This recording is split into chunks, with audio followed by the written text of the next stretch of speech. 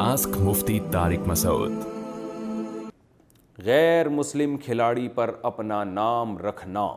ہم کرکٹ کھیلتے ہیں تو کوئی دوست کہتا ہے کہ میں فلاں کھلاڑی ہوں، جبکہ وہ کھلاڑی غیر مسلم ہوتا ہے، اس بارے میں کیا حکم ہے؟ خرم شہزاد انڈیا سے۔ دیکھیں، ایک تو غیر مسلم کھلاڑی پر اپنا نام رکھنا وہ تو بالکل حرام ہے۔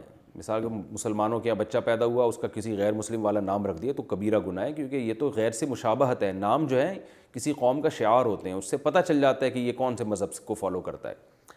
لیکن ایک وقتی طور پر اپنی شو مارنے کے لیے کہ وہ کوئی کھلاڑی کہتے ہیں مجھے تو اب کھلاڑیوں کے نام بھی یاد نہیں ہے، بچپن میں دیکھتے تھے، رچرڈ تھا ایک وہ میرا خیال ہے ویسٹ انڈیز کا، تو میں رچرڈ ہوں۔ تو یہاں مقصد یہ نہیں ہوتا کہ میرا نام رچرڈ ہے، میں اتنا بڑا کھلاڑی ہوں، تو اس میں انشاءاللہ گناہ نہیں ہوگا۔ وہ مقصد اس کا نام لینا نہیں ہوتا، مقصد یہ ہوتا ہے کہ میں کھیل میں اس جیسا ہوں۔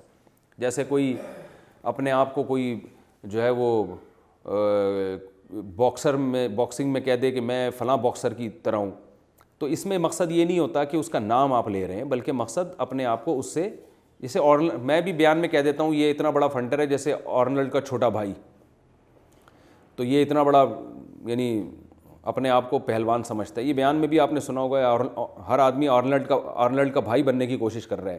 تو یہاں آرنلڈ یا اس کا جو بھائی سے ہم تشبیہ دے رہے ہیں وہ اس میں نام میں یا اس کے غیر مسلم ہونے میں نہیں، اس کی باڈی میں، تو یہ جائز ہے، اس میں کوئی گناہ نہیں ہے۔ سجدے میں زمین سے کتنا سر لگائیں؟ سجدے میں سر کو زمین سے کتنا لگائیں تو سجدہ ادا ہو جاتا ہے؟ کیا زور سے لگانا ضروری ہے یا آرام سے لگانے سے بھی سجدہ ادا ہو جائے گا؟ خرم شہزاد انڈیا سے۔ اتنا لگائیں کہ زمین کی تھوڑی سی سختی محسوس ہو، بس زیادہ زور دباؤ ڈالنا ضروری نہیں ہے۔ بعض لوگوں نے ہلکا سا رکھا ہوا ہوتا ہے، بس ہلکا سا ٹچ کر رہے ہوتے ہیں، تو یہ صحیح نہیں ہے، خلاف سنت ہے۔ جیسے آپ گدے پہ سجدہ کر رہے ہیں یا روئی کے اس پہ، تو آپ کو پھر تو زیادہ دبانا پڑے گا سر کو، تاکہ تھوڑی سی سختی محسوس ہو۔ تو اتنا کہ ہلکی سی زمین کی سختی محسوس ہو جائے، اتنا کافی ہے۔ صرف ٹچ کرنا نہیں ہے کہ آپ کا سر زمین سے ہلکا سا ٹچ ہو جائے، یہ خلاف سنت ہے۔